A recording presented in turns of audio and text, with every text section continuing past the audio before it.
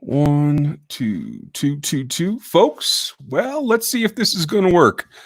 Apologize for being late. Looks like my headset mic is kind of broken down. So just as we were getting ready to do this, we had a little problem. So I had to shut that. But hopefully you can hear me. Let me know in the chat if you can. I hope that it's all good. May sound a little bit different tonight. This is my normal podcast mic, so I'm always interested to see how it sounds. I'm checking everything here. It looks like Aaron's here. Nice to see you. I'm going to go back to the other software tonight, so hopefully this makes things a little bit easier.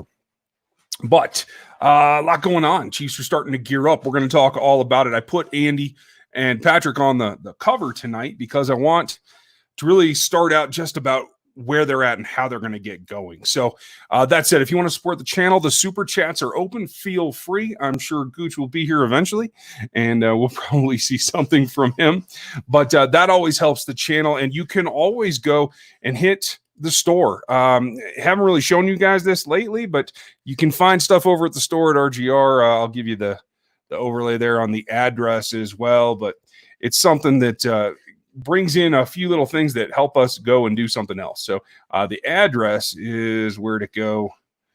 Oh, I don't remember where I put it. Oh, it's probably right here. Yeah, there it is. So it's over at Teespring, and it helps us out. And we're gearing up to do a few more things like the memberships and like some new things that we're going to put out. You've heard from Dan Harms, who's helping me out on the channel. He's going to continue to do that. And we're going to gear it up here as we're getting close to going back to training camp. Training camp is going to be fun. And I put out a pod. When you get done with this, go check that out. On Locked On Chiefs today is my look at how it all functions, given that the NFL just released specific protocols about how they can get back to work. And Andy Reid and Patrick Mahomes are certainly at the forefront of being ready to do that because of how well they work together and what they're ready for. So I'm pretty excited about where they are as a team. Okay, loud and clear. Good. I'm liking that. And it helps because they got some guys back. And even though this is going to be a tough transition for them to get through, I feel like Reid and Mahomes in particular are well-versed and well ahead. Okay, good. Everybody can hear me. Okay, rock on. I am glad to hear that. So as we come through, Aaron, if I miss anything important or if I miss a super chat come through because of this new interface on this site, please let me know. Folks, give Aaron Morrow a hand. I'm working on some things for the memberships that maybe one of the perks for this channel once we get memberships will be something like this, where we do a Zoom call where you can be on with me and hopefully Aaron and Dan, and we'll all go through that. So we will get to that all when I'm able to launch it. I'm working on the graphics and all that stuff for it. But Aaron is our fearless mod, and we all owe him a big vote of confidence and a debt, honestly, keeping this place a nice conversational piece. So I see that the questions are starting to come in, so I'll scroll back up a little bit and get started. Folks, if you're new to the channel, make sure you hit the sub button now, hit that bell notification, leave your comment either in the chat or on the replay, and leave a thumbs up if you like this one. That helps. If you're new and you want to donate to the channel with the super chat, please do, but make sure you ask a question so I can get you something for it. And like you can see here from this first question from Morbian, hit the question marks right there at the beginning of your question. It helps me see them in the chat and pull them out. Otherwise, Aaron has to throw things at me and try to get my attention. So first one from Morbian. What are your thoughts on the Chiefs not having camp in St. Joe? I can't say that I'm surprised. I do feel like that was kind of the way that it was leading just because of trying to keep the players and the coaches healthy.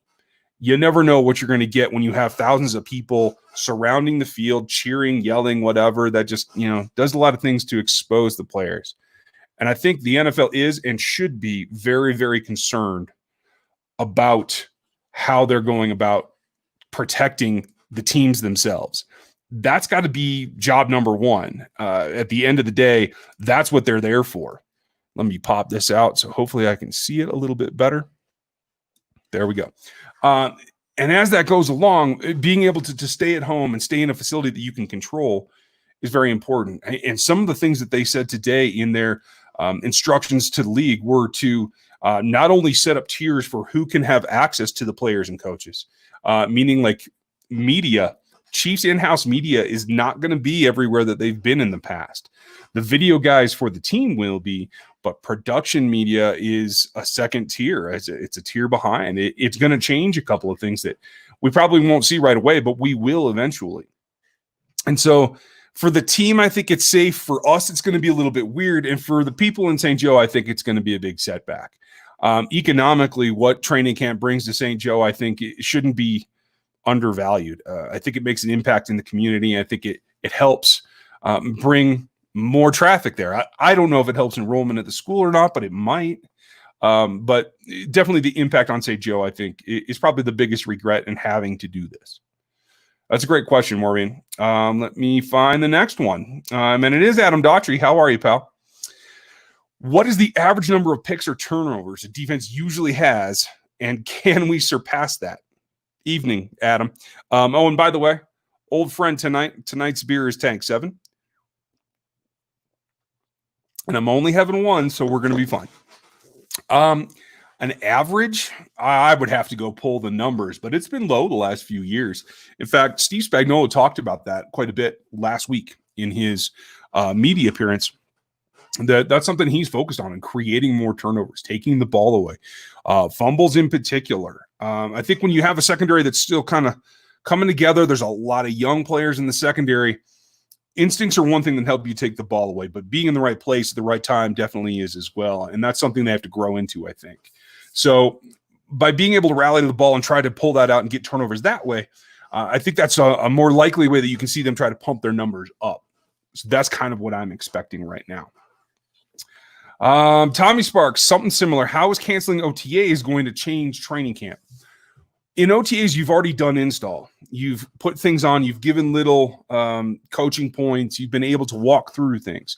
Now, all these virtual meetings, they're trying to replace that. That's what they do anyway.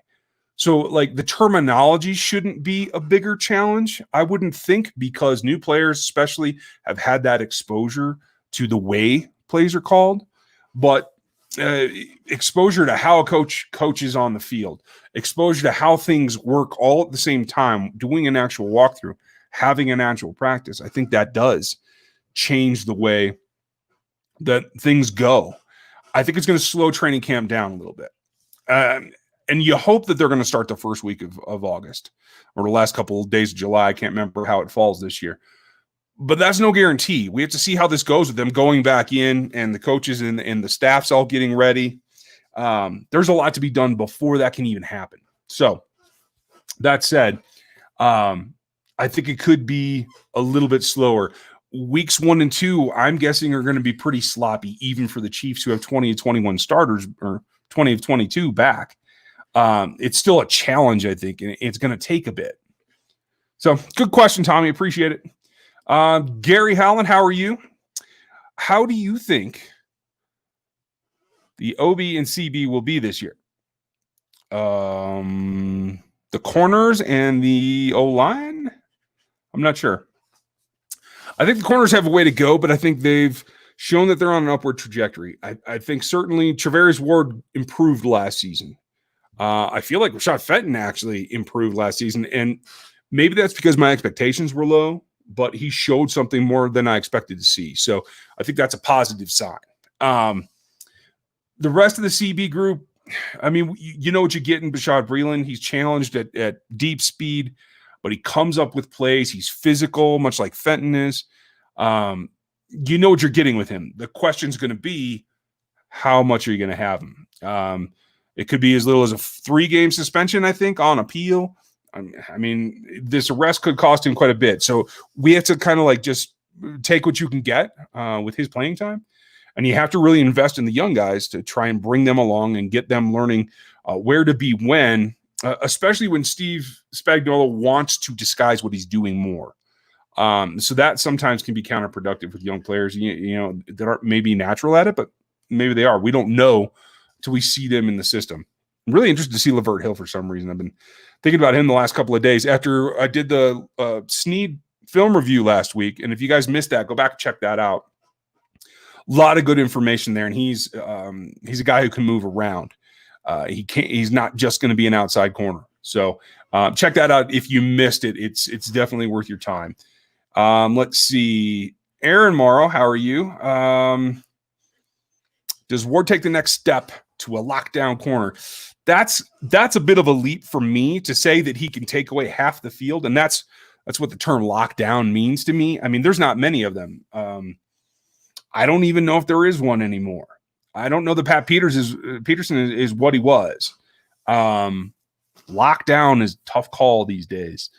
Even Jalen Ramsey gets plays given up. So I don't know that there's a true lockdown anymore, and that's a hard lead for him to take.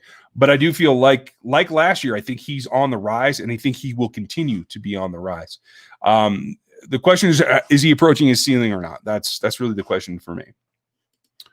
Gary Holland, how are you? I do well, thank you very much. How do you think the linebackers and corners will play? Okay, so obviously the corners, there we go. So the linebackers, I feel like, are in a position to take a step forward.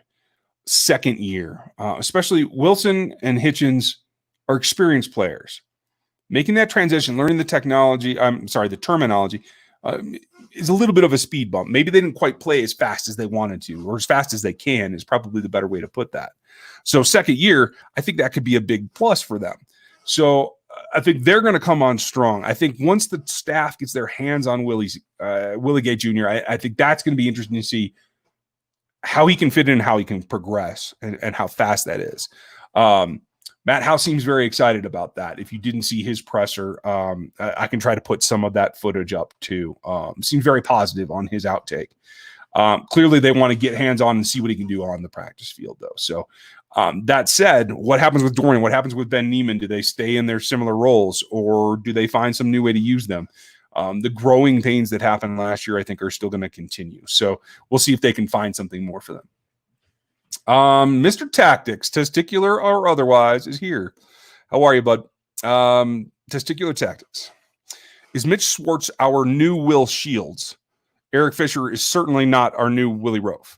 No, Eric Fisher is not Willie Roaf. And no, Mitch Schwartz is not Will Shields. Mitch Schwartz is a cerebral, experienced player that's great at technique and honestly plays a great chess game. I don't think he's as physically dominant as Will Shields was. I think Will had that great combination of understanding the game, specifically understanding line play, but also having that nasty streak and the athleticism to go with it. He was the full package in terms of an offensive lineman that could move, whether it was gap scheme or zone scheme. Will could do it all.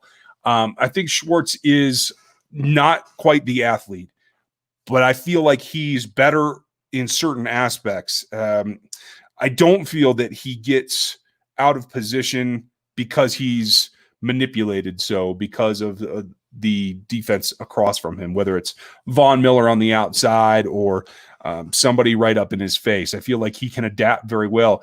And I don't know that the same kind of things were required of Will Shields back in the day. Yes, there's always adjustments they have to make, but the league today is much more outside rush than I think it was a little more even across the front back when Will Shields was there. So there's a bit of an aspect that's a little bit different.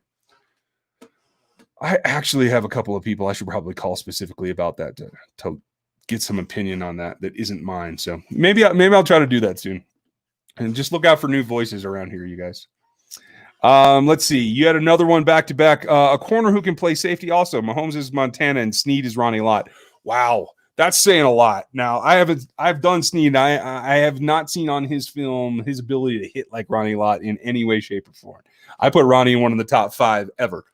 And that's, yeah.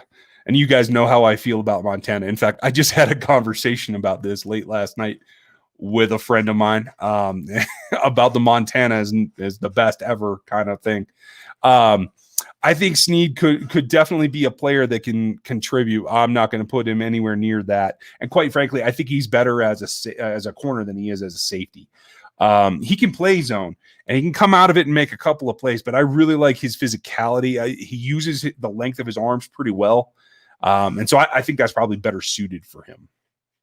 Oh, it looks like I'm falling behind here. So I'm going to keep spinning here. Gary came back with, is we better than tight end? Huh? Oh, Willie Jr. Okay. Better than the tight end. 2 or 3 this year? I don't know. It's a really good question. I don't know what Andy wants to do in terms of going back towards more double tight ends. Even that triangle tight end set, I could see them playing with that again. I just don't know how he's going to approach it. Let's see what happens when we get a little bit of a glimpse of them actually practicing. Hot and spicy, how are you? Do you think Eric Fisher is a bust? Not at all. I will say that he was a little slow to develop. He had the shoulder injury early. He came out of school with a slightly lower level of competition, and he needed to build strength. I think he did that. I thought his development, his progression has been great. He's approaching that stage in his career where he can probably squeeze out another contract for 2-3 years, maybe a touch more. I think he's a very good tackle. I don't think he's elite. I don't think he's top 10 probably. Well, maybe top 10. He's probably not top 5. But definitely not a bust in my eyes. He's put in a lot of quality snaps. You can run behind him when you have to.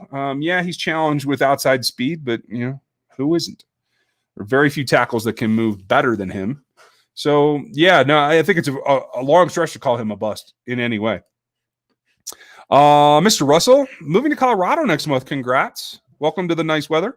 Who has more impact this year, Lovett or Dorian O'Daniel? Man, oh, that's a great question.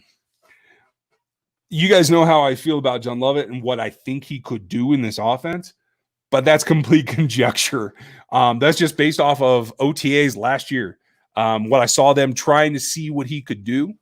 I can't say that they're going to go that direction, or given what else they've done, and especially with the addition of Clyde Edwards-Helaire, that they're not going to focus on him and trying to evolve the offense towards the running back again.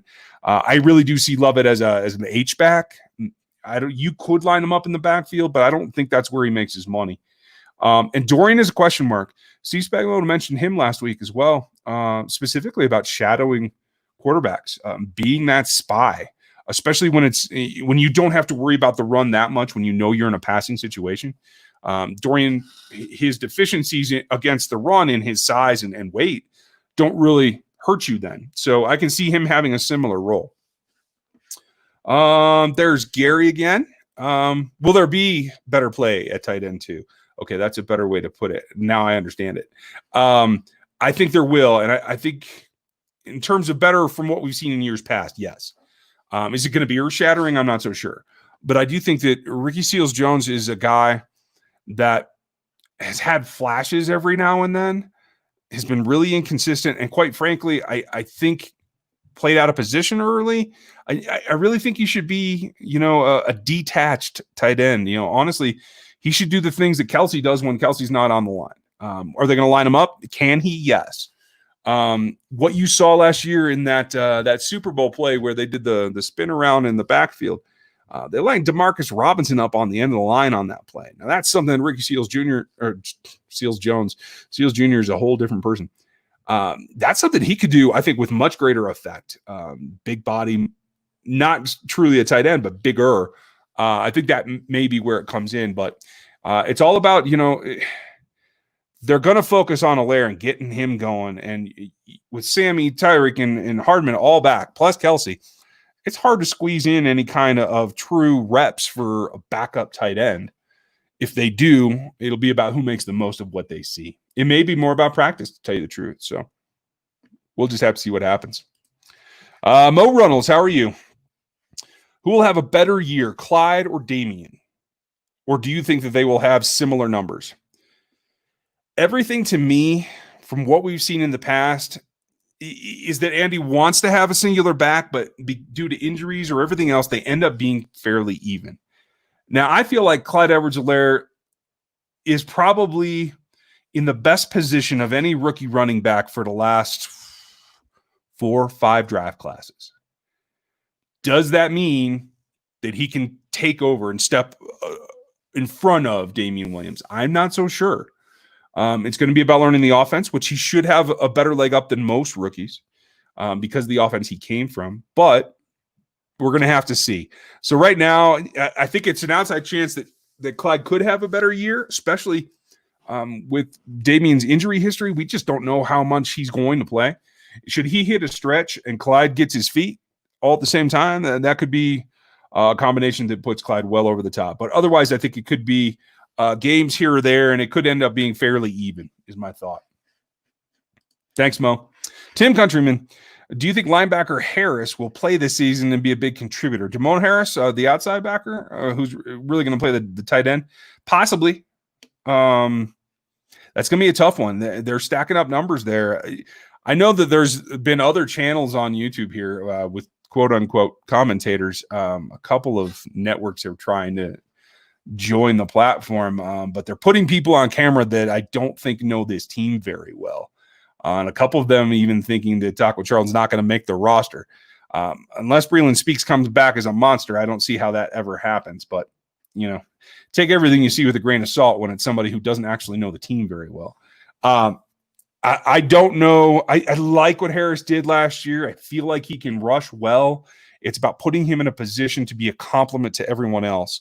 So it really does, I think, depend on who you have out there to begin with. And there are some pass rush packages where I could see Charlton and Okafor and Frank all out there with Chris Jones. Is there room for Harris then? Do they want to make a concerted effort to send a fifth pass rusher?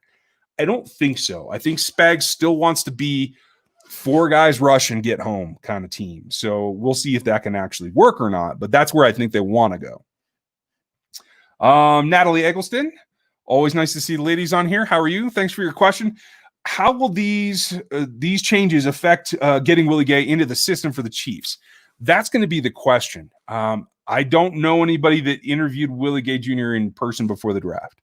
What I've heard from people who have is that the team was a little reluctant because they tried him at middle backer to make the calls, and it didn't go very well. And I don't know if that's a terminology thing or the fact that he had been off the field so much or what it is, but certainly Anthony Hitchens isn't going to go anywhere. It's going to be about, can Willie get to the point where he can play with Hitchens and run a true big nickel and not run as many 3 safety sets with Sorensen acting as the other linebacker / safety.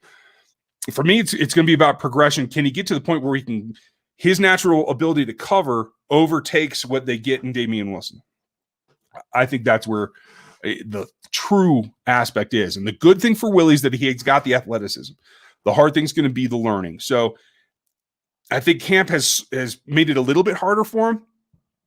But from what we hear, the coaches are high on him. He's studying. We're just going to have to see how it progresses. Even a strange training like camp like this can still make a lot of progress fast if he's dialed in. There's just no way to know until we see him on the field. Great question, though. Curtis Douglas, how are you? Did the NFL change the restrictive number of meetings or practices where they can have more virtual meetings because of the changes that have been made because of the social distancing? No, they didn't. The CBA didn't change in terms of the number of meetings, the hours of meetings, that kind of thing. I think they were able to replace a specific practice time for another meeting, but overall, I think that the number of hours are the same. There is talk now, though, that despite making these changes, and like I said in the podcast, I go all into it. And if you guys have specific questions tonight, we can hit some of that too. But a lot of specifics about how you open up a facility and you let players and coaches come in and who supports them, who gets contact, who's within the restricted areas of the facility. All of that goes into also how much you can practice. And there's talk of them also continuing virtual meetings as well. If they do that, and Willie in particular, but rookies, linebackers, positions making changes, if they can come in and have a meeting and have a practice, have another meeting, go home and have a virtual meeting, that's just more study time. That's more reinforcement of what you're trying to do. And I think that's a great way that could help them beat the curve that they're missing out on some of this. That's my thought. Let's see. Dylan Kruckman, thanks for your super chat and supporting the channel. I very much appreciate it. And Dylan's question, how do you feel about the media calling Pat, Tyreek, and Clyde the best group in football, tandem in football? Sorry, I missed that. Is that jumping the gun a bit? You can call them individually what you want to call them. Tyreek is a top 5 receiver, in my opinion. Patrick Mahomes is clearly the best quarterback in the league now. Projecting Clyde to make up that trio, there are some people that are going to complain about that. Folks in Georgia might have a problem with that. There are a number. I mean, I've even seen some talking heads, media types, again, doing the same thing that they always do and talking up the Cleveland Browns. I mean, and on paper, Mayfield, OBJ, and Chubb are a formidable trio. So is Cooper, Dak, and Zeke. There are a number out there, and I don't think that putting a rookie into that is really fair. So I would say it's jumping gun a little bit. I wouldn't do it, but people talk to talk and get those panic clicks, those clickbaity clicks. And that's not my thing. But thanks, Dylan, and thanks for the support as always.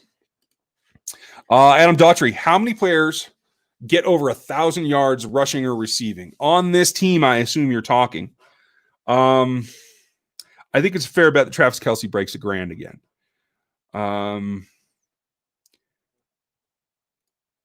If McCole Hardman actually steps up and takes advantage of the coverage, I think he's going to see early in the year, because teams will focus on Sammy and Tyreek.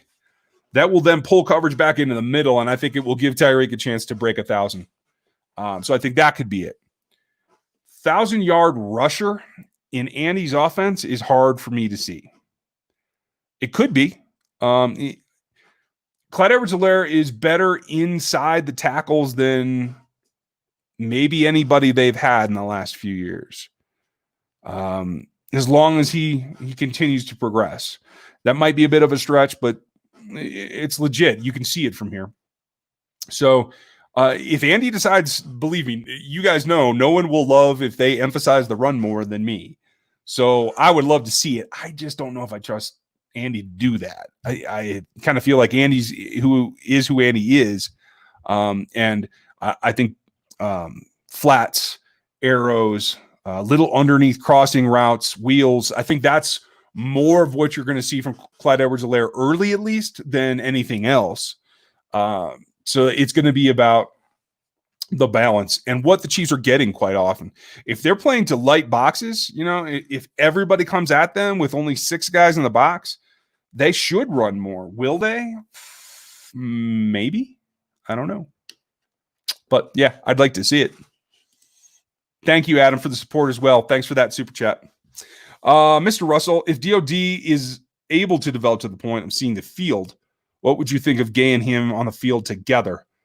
A faster linebacker sounds nice. Yeah, in terms of if you're ahead and you're situationally comfortable that team has to throw, where you're going to be in trouble there is Willie doesn't take on blocks great at the college level. I can't see him walking in and starting to take on blocks better at the NFL level.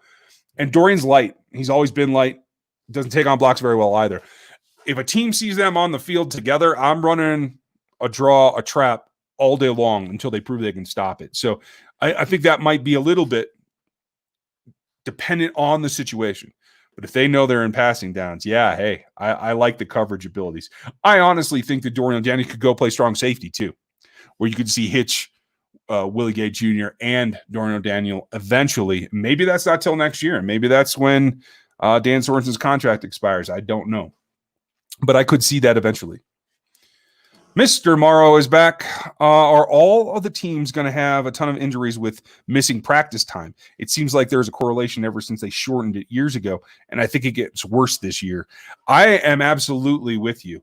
I think it's going to be really telling to see, not only from a Chiefs perspective of who comes back to this roster quickly, but I think in general, how many guys don't come back ready to practice.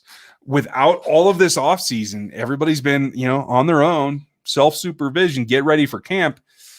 That's not a guarantee that they show up ready to roll. I know some guys will. I know Patrick Mahomes will be ready to roll. I am certain that Tyrann Mathieu and Frank Clark will be ready to roll. I would have been hesitant about Chris Jones with all this contract stuff, but he showed up absolutely ready last year after sitting out the whole thing, all that. I'm not worried about Chris Jones. I will tell you that. But if you don't show up in shape and you're not ready to participate at that level that it requires to go through training camp, yes, you are, I think, going to see more injuries, and more specifically, more soft soft tissue injuries, hamstrings, calves, Achilles, especially for those teams that practice in the South that have high heat, a lot of humidity, and aren't in shape for it. I think that's going to be an issue. That's something to watch when these camps open. The first 10 days, I think, are going to be very telling. Great question, Aaron. Gary Holland, how do you think LSU running backs do this year? That's a great question. I don't know who's taking over a quarterback. They want to get the ball to Chase. Do they? I don't remember who got the secondary snaps last year, but if teams are able to load up against LSU and just attack the run, that could be a problem. I don't know. I'd be very interested to see, honestly, how many of them report back to college camp healthy and when they're ready to go too. Kevin Pippin, hello. Could you see that the Chiefs possibly bring back Barry as a second or third string safety for depth? And if so, could you see the Chiefs moving Thornhill to corner and have Barry and Matthew at safety? I would have loved 2 years ago or last year even. Last year was when Matthew first showed up. I would love, in fact, I think I even tweeted out somebody mocked up a picture of Eric Berry and Tyrann Mathieu playing together. I would have loved that concept. You could have put that up against some of the best pairs at safety in history. But no, there's a reason that Eric Berry is out and that hasn't signed with anybody. I don't think he's ready. I don't think he will be ready. If he wasn't ready to play for that team with Justin Houston on it, who is one of his closest friends, with a quarterback that could finally maybe get you over the hump, I think he was certainly dedicated to the sport. I don't think his body can hold up anymore. That's my personal opinion. I could be wrong in the end, but that's just my gut feeling. And if he's not up to playing at his former level, i.e. being a starter, then no, you do not sign him for depth at all. And I will say this. In fact, I'm going to do something new. You gave me a good idea, Kevin. I've been hearing a lot of this stuff, interesting questions that I think are just totally outlandish. I'll do a rumor video. Maybe I'll do that tomorrow. You guys might see an extra video from me this week. Maybe I'll just move things around.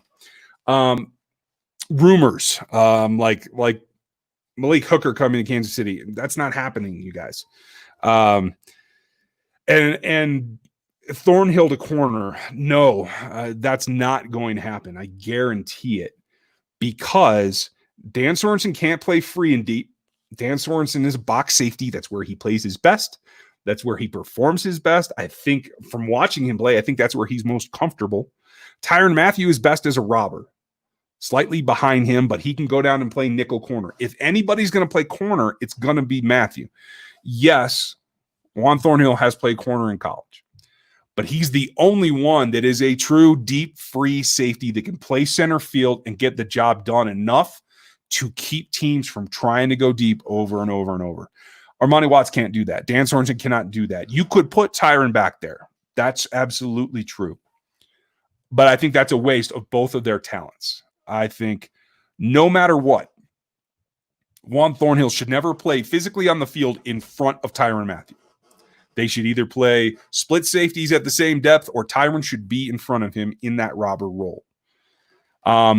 The only guy that I could see, if they want to play, if they are forced either from injury or from learning standpoint, or because of the Rashad Breeland situation, to play more cover 2 or to play cover 4, but split safeties, I could see the guy that lines up back there with him being Snead, because Snead is a corner that played safety last year for his college team because they needed it.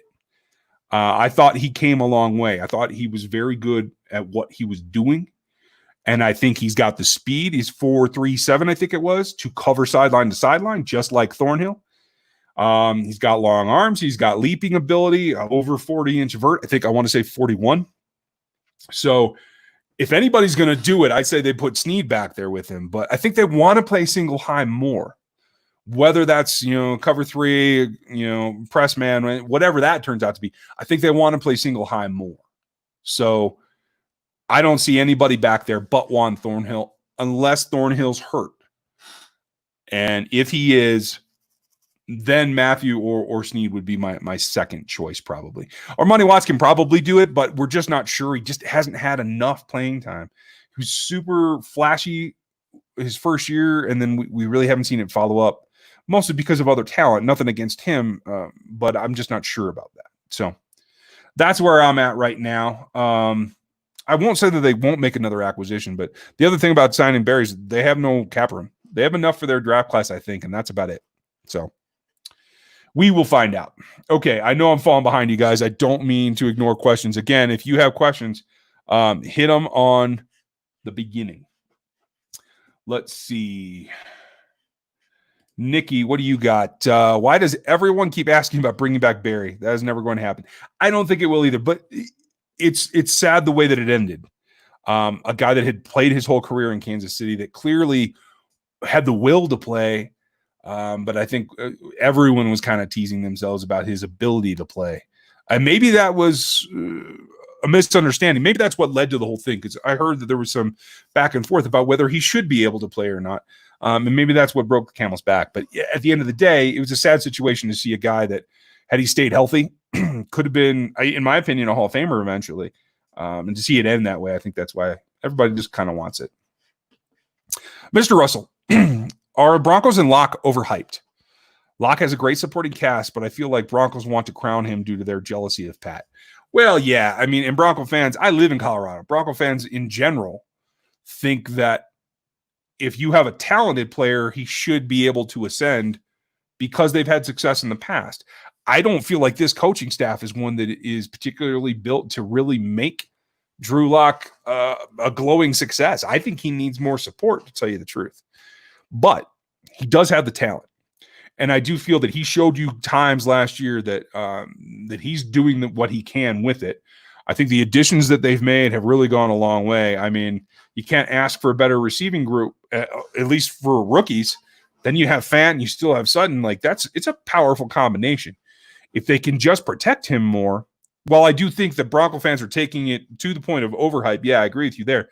But I do think he's going to be good. And I do think they're going to be better this year than they were last year, particularly in the pass game.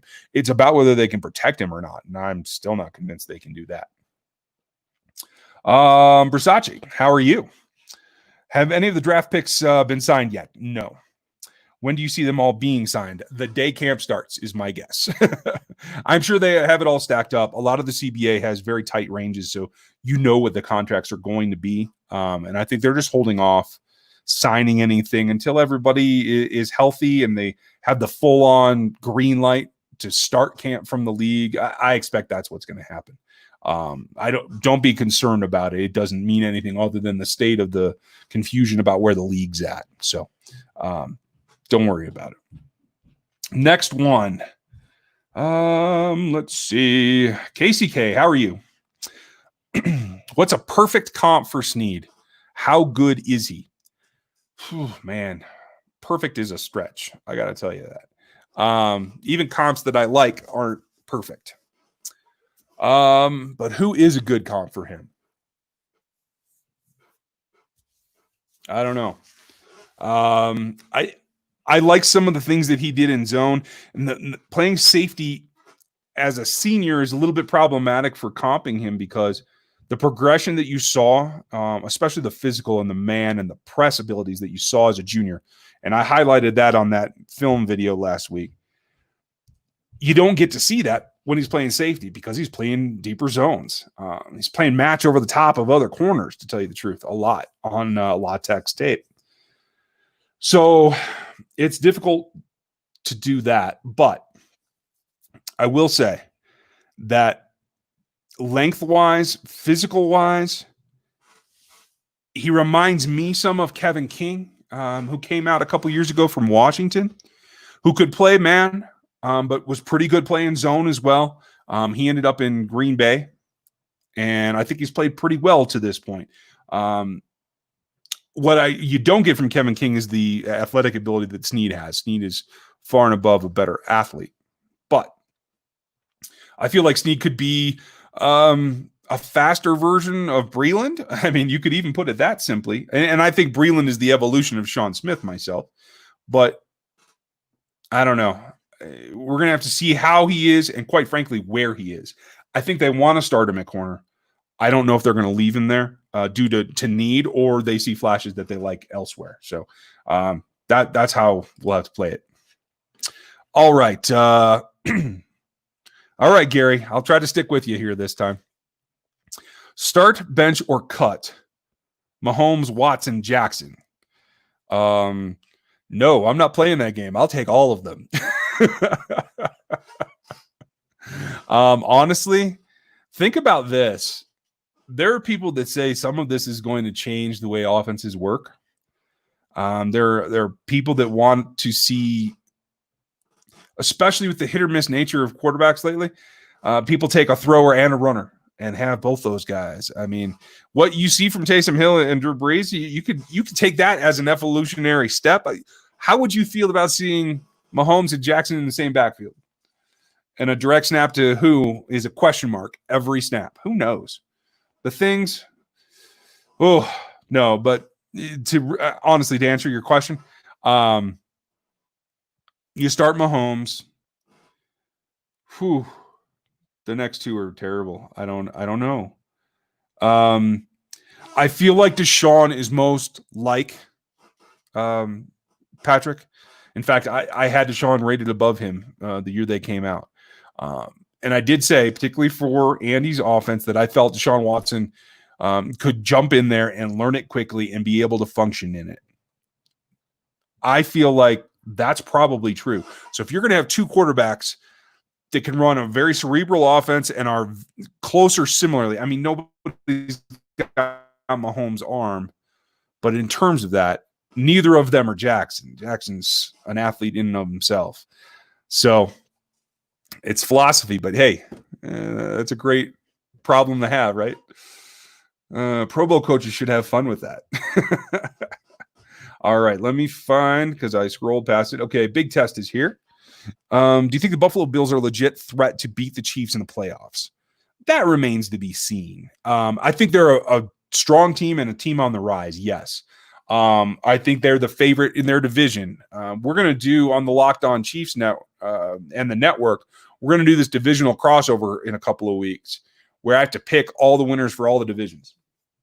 The Bills will be my choice for that division. And I do think that they are a legit threat. I like what they have at corner. I like what they did at running back to help Allen. I just got to see it come together. You know what I mean? Like, the pieces are there on paper to make it a run. I don't think that they're up to par with the Chiefs, no. But it's a possibility. And quite frankly, you get in a playoff game with them, if they're able to be more physical, if it's, something where they can come up with something to take out Hill and Kelsey, that puts a lot more pressure. You never know when you get in the playoffs. It's one and done, and things can go crazy real fast. But I don't, in general, think they are. And I think they're on the schedule for the regular season, too. So we should have an answer well before that. Let's see. Okay, next question is KCK. Who's Willie Gay's comp now? And what could be his ceiling? That's a good question. His ceiling's probably Dante Jones. I don't know, maybe. Right now, that's a good one.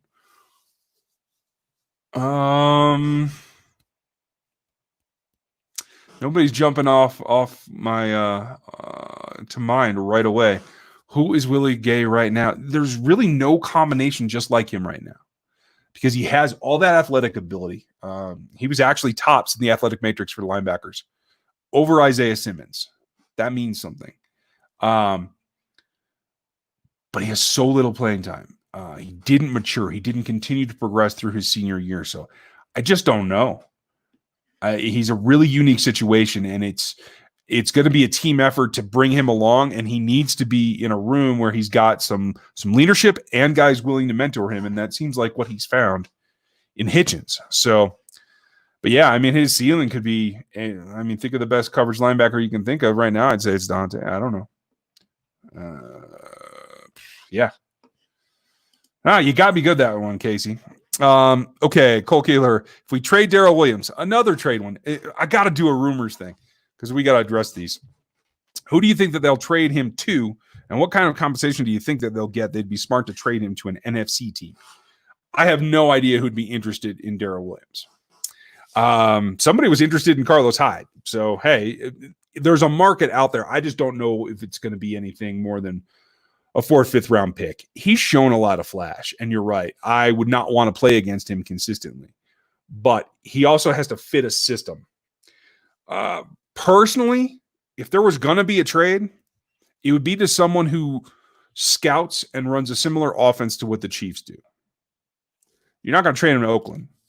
And quite frankly, what they've done in Indianapolis, you wouldn't trade them there either because you don't want to make them stronger. Man, who's your bottom dweller? Pick him to the bottom of the NFC. That's about the only place I would let him go to.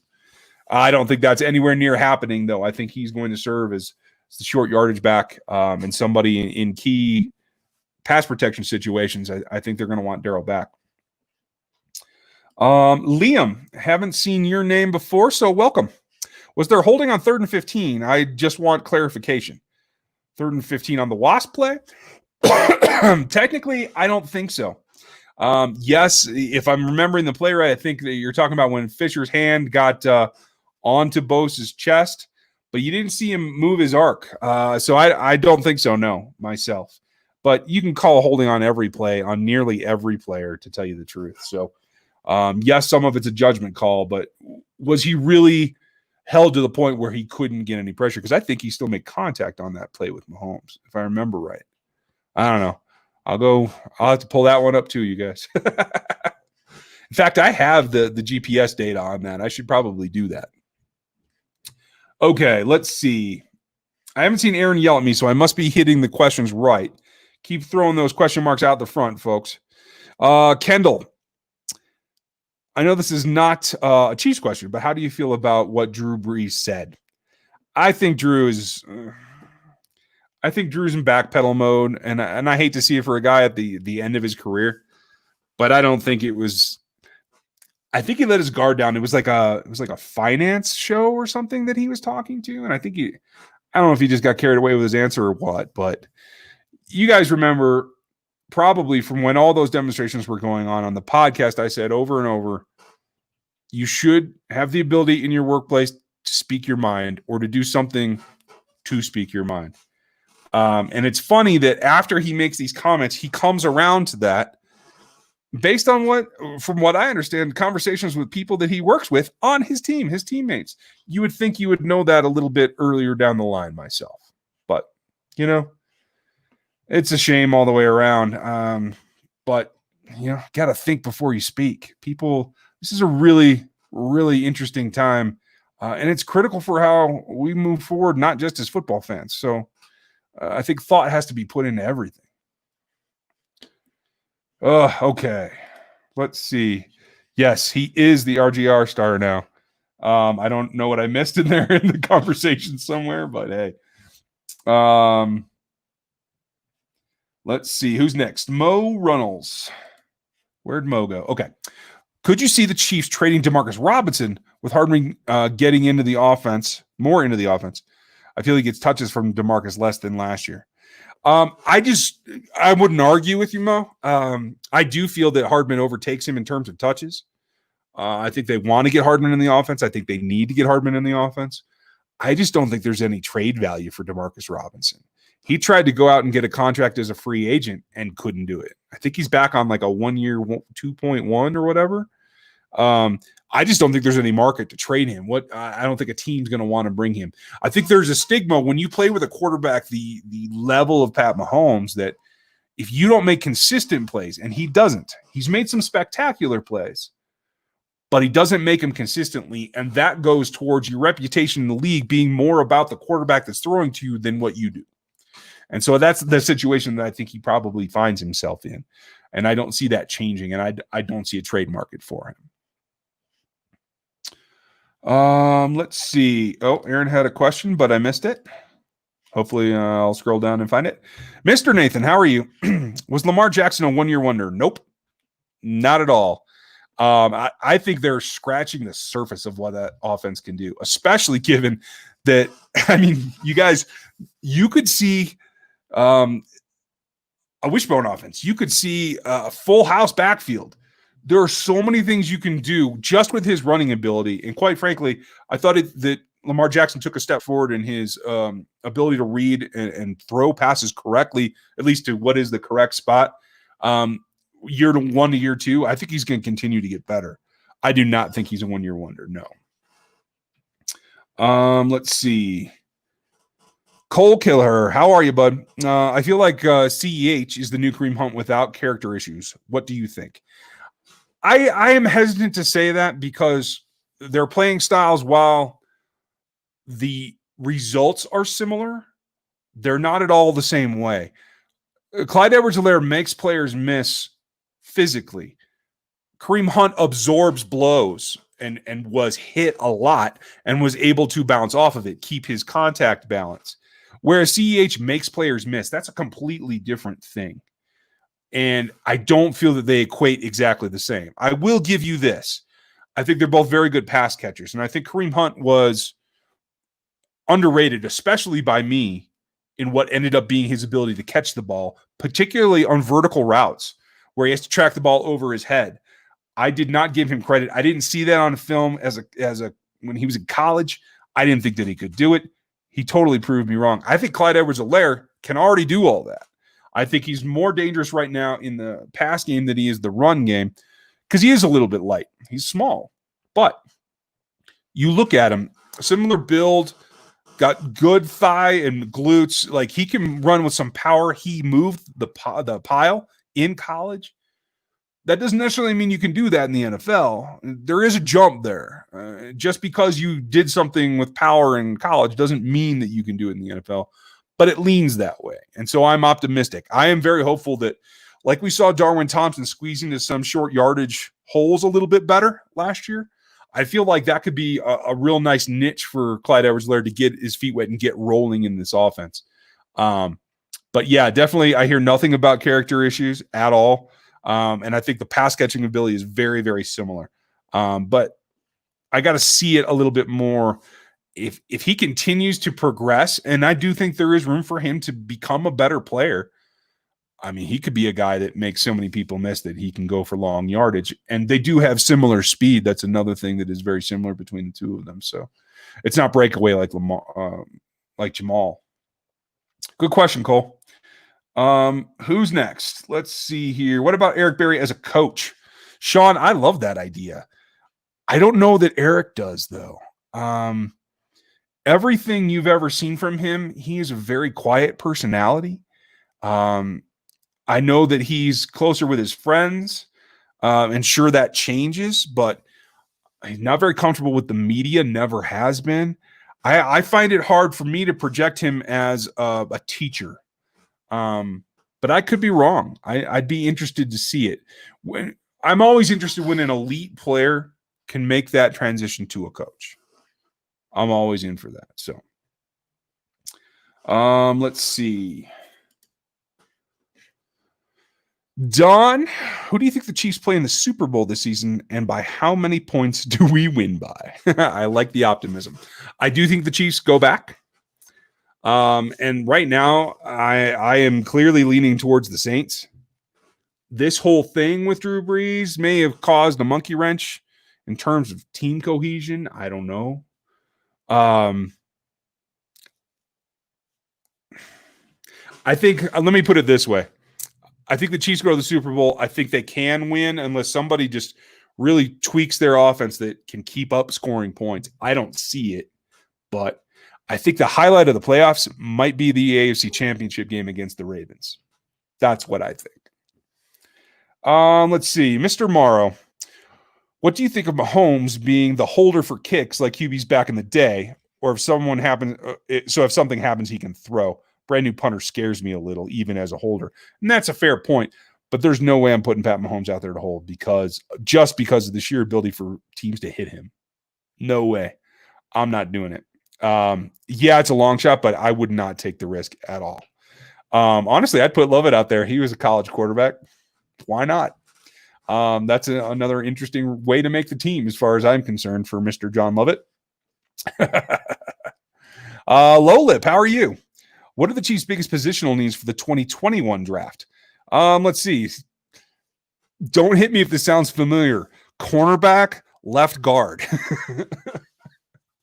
The Chiefs are rolling with some guys that they hope can play into that guard position. Chris is real big on Martinez Rangan. I'm hopeful about him. Mike Remmer, I think, is brought in to compete, but I don't know that I'm super high on him either. I don't know about Wiley. I think there's still some question marks there. I think the Chiefs, I think in particular, Andy Reid's faith in Andy Heck leads them to rolling with offensive line units that are less dominant than I would prefer. I think you need an upgrade at center. I think it could be possible you need an upgrade at left guard again as well. And then you're going to have to go back to D tackle because I think Chris Jones plays on the franchise tag this year, but I don't know if they ever get a deal done.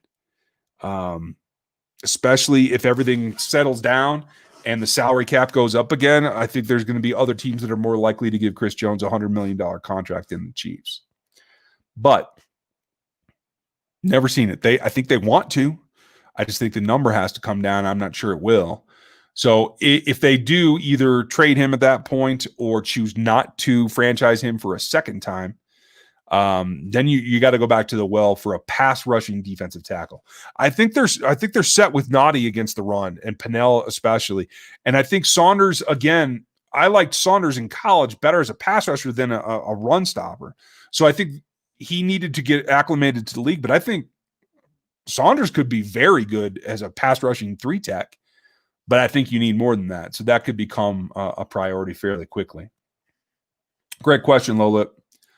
Longmorn, how are you? Have you heard any rumors about DOD?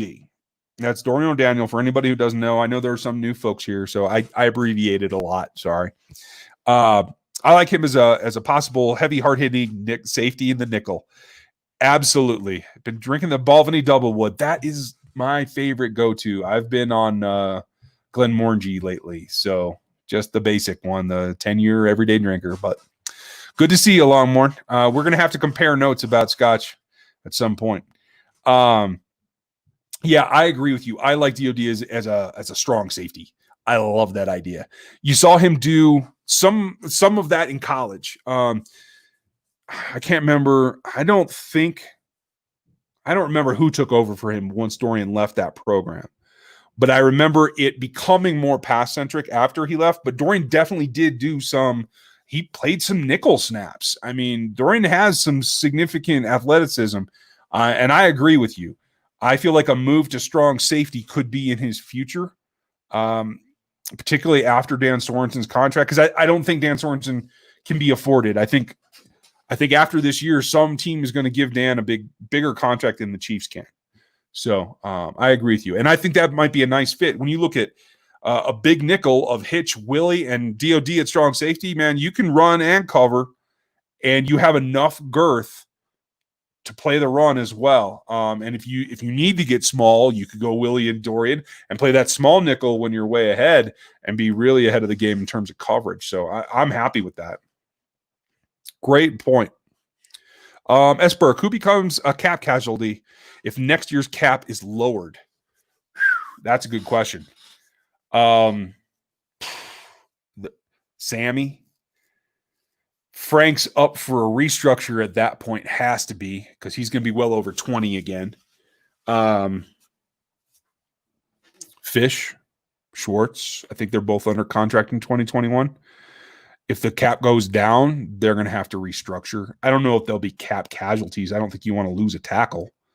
They don't have a backup. Put it this way, in my Madden teams that I run in the offseason, usually during the summer, one of my first choices is always a tackle. So those guys are getting older. I don't think anyone's at the end of the road, but I think you can see it from here. 3-4 years maybe. So could be. Who else? I mean, Tyreek makes a lot of money, but I think you would probably just, restructure. That could definitely be it. Man, I don't know. Let's not think about that, Burke. Doctor Who, how many of the Chiefs receivers will have 1,000 yards this season? Receivers, I think only one. That's my gut instinct. Oh, and I didn't click it right. Hold on. There's a whole lot of scrolling back up. There we go. There's Doctor Who. I think only Tyreek has a chance at that. I don't think Sammy or McCall are going to get enough to get 1,000 yards. Not in this offense with this many mouths to feed. Adam Daughtry, what's the longest beard you've grown? Oh, about to hear. It doesn't grow very well, man. I'm a Norwegian Scottish ginger. What are you going to do? I don't have a thick beard. Let's see. Curtis, thoughts? Will we even be able to play and finish an NFL season if it comes to COVID-19, if it comes back in the fall? I will run for cover now. Curtis, you're absolutely right. I've worked in healthcare for 20 years. Viruses do this. They come back. This one in particular seems to be of the type that do flourish in more humid and colder weather. So I do expect there to be a resurgence. I know the WHO said something today, the World Health Organization, about it not being transmitted as much by asymptomatic people. Then when I read their actual comments, they were really talking about pre-symptomatic people who had the virus and hadn't gotten truly sick yet, but were coughing or sneezing or running a mild temperature, right? Well, that's symptomatic. That's not A. So I think it does come back. The big thing for me is being able to quarantine fast enough once you find a player that gets sick, because I think players are going to get sick or get the virus. It's about not letting it become 5, 6 players where you don't have the depth at backup and then practice squad to bring up in order to play a full roster. That's going to be the critical point, I think. And if a team gets to that point, are they looking at forfeiting? Are they quarantining the whole team so that you don't expose the other team? I mean, there's some significant ramifications if this comes back into the NFL locker rooms. I don't know how they'll handle it, but it's going to be tricky. Great question, Curtis. Don't duck. You're good. These are serious things we need to talk about. Justin Troba, how are you? I picked up my package, my friend. I will have a picture for you in the next couple of days. Thank you. Next to Mahomes, who would you say is the best quarterback in the NFL right now? Man, that's tough. I'll tell you who it's not. I don't think it's Tom Brady. I just don't. Tom's been a very good chess master. Doesn't have the arm. He never had the arm of Mahomes. Nobody does. But I don't think he was ever a guy that used his physical abilities to get the job done. I think he's a cerebral guy. And I think at this point in his career, he's fighting time physically to get things done. I would probably put Brees ahead of him. I would still put Aaron Rodgers ahead of him in terms of being able to be a quarterback. How they get along in their locker rooms, that ain't me. I have no idea on that. So, oh man, we're over an hour already. I'm going to speed this up. Aaron, shout at me if there's anything I missed that I really need to cover. I'm going to try to click through these. And I'm grabbing, folks, these things that... Who is Julio Gonzalez? I'm sure Aaron already kicked him, but let's kick him permanently if we can, Aaron. Otherwise, I'll have to go back and do it. Okay. I'm looking for question marks, guys, and then we will finish those up and make sure that we get them all. Okay, Cole. Do you see Suggs re-signing for a one-year deal with us, considering our chance to repeat? It would be smart. I think it would be cool, but I don't think so. I don't know that he even wants to play at all. I think he might sign a one-day contract in Baltimore and be done. What I heard when the Chiefs signed, or when the Chiefs claimed him, was that he was seriously leaning towards retiring then. I don't think he has any desire anymore. I've heard he was in pretty good amount of pain in Arizona. I haven't heard a peep about how he felt physically while he was in KC, but I don't see him coming back. I think it'll be a one day so he can retire a Raven, basically. Jason, I was just going to ask you that. Okay, cool.